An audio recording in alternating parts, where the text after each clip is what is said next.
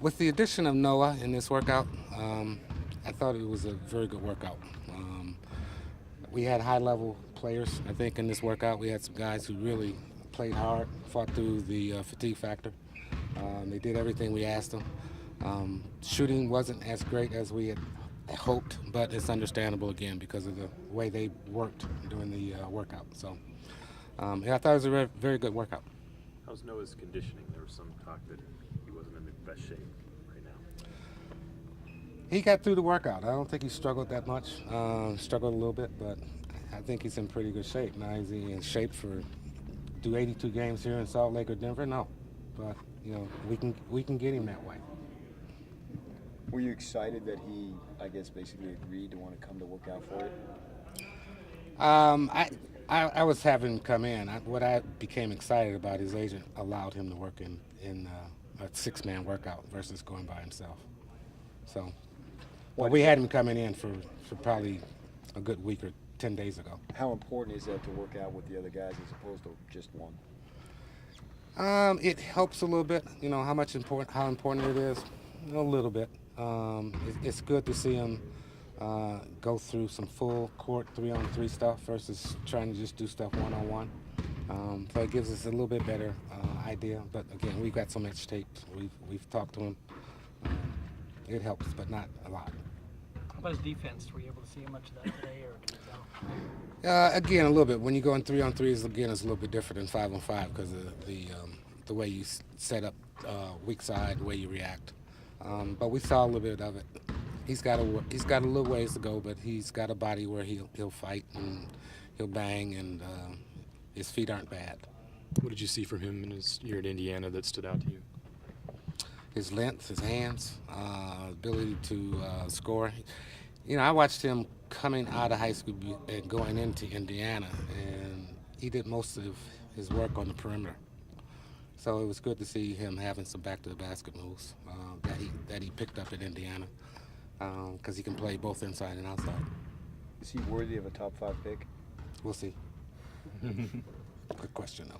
How will you compliment Favors and Campbell? Just talk about that.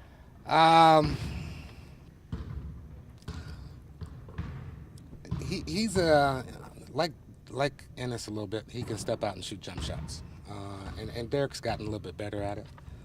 So I think with if you add Noah with either one of those guys, you got two guys that can. Noah can pass the ball. He can pick and pop like Ennis can do, and it gives you a little bit more rim protection because of his length and hands. Does he has potential to shoot the NBA 3 at this level and shoot it consistent?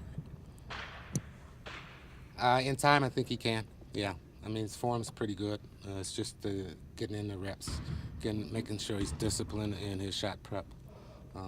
But he's got a nice, easy stroke.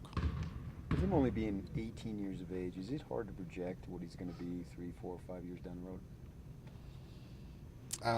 It's not a thing that you can exactly project, but he's got some tools that we kind of like that you try to project forward with him. How about his strength? How much more physically developed does he need to get?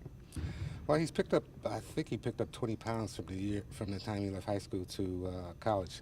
Can he get stronger? Yes. Upper body and lower body. He's as big as he is. He has to learn how to utilize his body a little bit more. So that's something that we taught. How's his athleticism in terms of getting off the floor and getting those blocks? It's something that is not bad, not great. He runs the court extremely well, so that's good. But we probably would, wherever he goes, you got to work with his vertical ability to get up quicker. Can you anticipate any more top 10 players coming in this week? I can anticipate, yes. Can you tell us who it might be? Can you promise it? Now, I can't tell you who it's going to be. No, I can't. Yes, to your question, David. So you still have a busy week ahead. There's still some workouts left, yes. He was asked what his best move was, and he said, well, jump hook, left side, right side, and up and under, and he just started going through all these moves. Does he have that many moves inside? His left jump hook is pretty good for a right-hander. He's got a nice drop step into the lane, right and left-hand jump shot. He's got a nice spin move going to the basket. So he's been working on his post moves. I think, Indiana probably did a lot of work with him, and I'm sure his agents have done a lot of work with him. How mature is he for his age? I haven't had a chance to. We didn't get a chance to sit down with him in Chicago because we had him on our list, but the league didn't give him to us. So I don't know for sure. From everything that we've heard, he's a great kid, fairly mature for his age. But we'll find out more once we sit down with our interview. When Aaron Gordon was in here, you talked about having seen him earlier and being able to compare his progress since the U19 World Championships. Is Noah a guy you've been tracking for a long time, and can you compare how he's developed? Well, the first time I saw Noah was last year with the high school events. Tracking, yes, we have tracked him this year. We have gone out to watch him play numerous times. We've gone in to watch him practice. Again, watching him last summer, he was more perimeter oriented.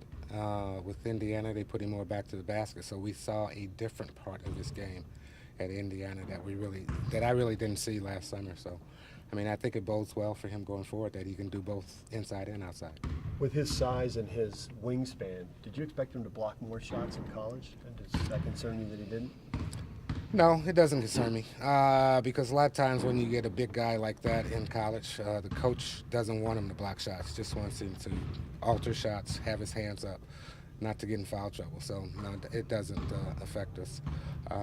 One of the best shot blockers we have right now in the league didn't block shots when he was playing in Spain, and that's Ibaka, because he had to play on the perimeter more. Again, with the players that are in college here, coaches don't really like them to block shots. They just want them to alter and protect the basket. Do you look at it? I mean, he's obviously a very talented player, and his team goes, 17 or 15. Does that mean anything to you that maybe there weren't more wins for his team that he got them? Well, it was somewhat of a young team. They had a sophomore point guard. They had some injuries, if I remember right, this year.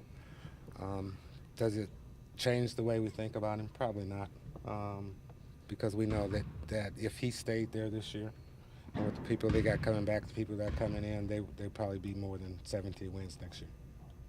Does he rebound outside his area, or do you get those Yes. numbers? Yes. A lot outside his area. That very aggressive. He's got long arms, so and he's pretty active. So yeah, he'll get things that don't fall into his lap. How do his hands compare to the other guys you've seen over the years? In terms of Size and then also of his touch quality.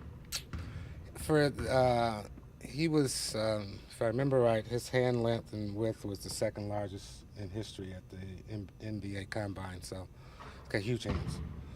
He's got soft hands. He's got good hands. He catches a lot of balls, and he shoots it pretty well for a guy with large hands also. There seems to be a consensus on what the top three teams are going to do. Tell me, what is it? I think you know. What do you think? Do you have any idea what Orlando's going to do? There's uncertainty what they're going to do. They can go a multitude of directions. They can go point guards, or they can go big because they could use a power forward. And